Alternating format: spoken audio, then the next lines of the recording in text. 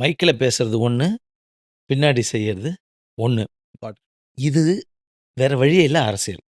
அரசியலுடைய சட்டதிட்டங்களும், குவாலிட்டியும் இவ்வளோ தான் இருக்கு.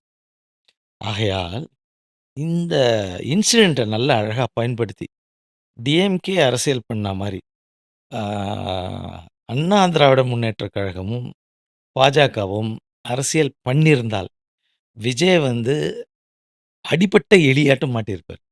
பட் நீங்க சொல்ற பாயிண்ட் ஆனா நீங்க எந்த பாயிண்ட்க்கு வரீங்கன்றது புரியுது. ஆனா அவங்க வந்து டிஎம்கே தான் பிரைம் அப்போசிஷன்.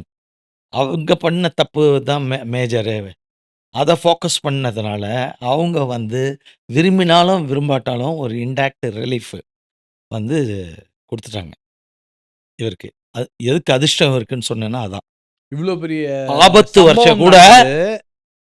திரௌபதிக்கு வந்து அவமானம் நடக்கறச்ச, வேற வழி கிடையாதுன்னு நெனச்சு தவிக்கிற நேரத்தில கிருஷ்ண பரமாத்மா புடவைய குடுத்தா மாரி, டிஎம்கே, பிஜேபி இன்னும் சில கட்சிகளு, இல்ல லைஃப் குடுத்துருச்சு அவருக்கு. ஆமா. இவர் மேல தப்பு கிடையாது.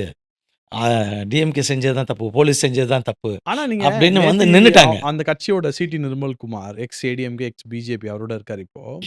நீங்க ஒரு விஷயத்த பார்த்தீங்கன்னா, நாங்க 30 நாளைக்கு முன்னாடி என்ன பொசிஷன்ல இருந்தோமோ, அதான் இன்னைக்கும் இருக்கோம். அதுல எந்த மாற்றமும் கிடையாது. விஜய் தான் சிஎம் கேண்டிடேட் அப்டின்னா, அதிமுகவும், பாஜகவும் ஹெல்ப் பண்ணதுக்கு இன்னைக்கு ஒரு அர்த்தமே இல்லாம போயிடுச்சே. கண்டிப்பா. அதெல்லாம் பேசவே கூடாது. நிர்மல் குமார்லாம் ஓரளவு நல்ல அனுபவமும், இதுவும் அ இருந்து பார்த்துருக்கோம். பட் இப்ப நான் சமீபத்தில ஒரு இதில கூட பார்த்தேன் டாக் ஷோல. அவருடைய வார்த்தைகள்லாம் வந்து அவருடைய அவருடைய தகுதிக்கு குறைவான வார்த்தைகள என்ன புடுங்கின அப்படிங்கிற மாரிலாம் பேசுறாரு. அதெல்லாம் வந்து அவருக்கு நல்லதில்ல. இப்பவே இதுவரைக்கும் 3 கட்சி மாறி போயிருக்காரு.